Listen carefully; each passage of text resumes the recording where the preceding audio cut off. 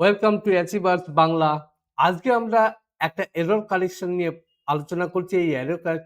এই এরর কালেকশনের নাম হচ্ছে স্টাইল এরর। খুব ইম্পর্টেন্ট। এ ধরনের প্রশ্ন প্রায় দিয়েই থাকে। সেই জন্য এই ধরনের প্রশ্ন বুঝতে গেলে তোমাকে গ্রামার অর্থাৎ পার্টস অফ স্পিচ ভালো করে জানতে হবে এবং তবেই তুমি এগুলি করতে পারবে। এসো আমরা দেখি প্রশ্নটা কিভাবে আমরা সলভ করতে পারি। এখানে প্রশ্নটা কি আছে? The days are warm so the student ate their lunch outside.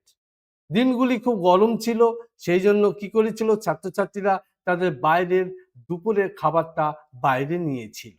তাহলে এখানে দেখো এখানে লেখা আছে আর্টিকেল। এ হচ্ছে আর্টিকেল। আর্টিকেল কার জন্য আসবে? Article always come for noun. এখানে নাউন আছে। নাউন কি আছে?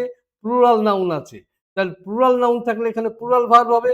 এখানে প্লুরাল অলরেডি আছে, কিন্তু দেখতে হবে কি অবস্থায় আছে। সো দ্য স্টুডেন্ট এট, তারা খেয়েছিল। তাহলে এখানে এটা ছিল, তার এটা পাস্ট।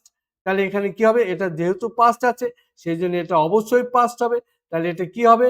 না এটা ওয়্যার হবে। ওয়্যার। এবার বলছি দেখো, সো স্টুডেন্ট এট দেয়ার। এখানে দেয়ার মানে সেখানে, এখানে তাদের খাবার। তাহলে এটা কি হবে? না এটা হবে THEIR, দেয়ার লাঞ্চ আউটসাইড, বাইরে। এবার দেখি আমরা কোন অপশনটা সঠিক বলে মনে করি। এতে কি আছে? ওয়াজ ওয়ার্মিং, এটি ভুল আছে। ইজ ওয়ার্ম, এটাও গ্রামাটিক্যালি ভুল আছে, টেন্সে ভুল আছে। নো ইমপ্রুভমেন্ট, এটা কি? এটাই হচ্ছে পারফেক্ট আনসার।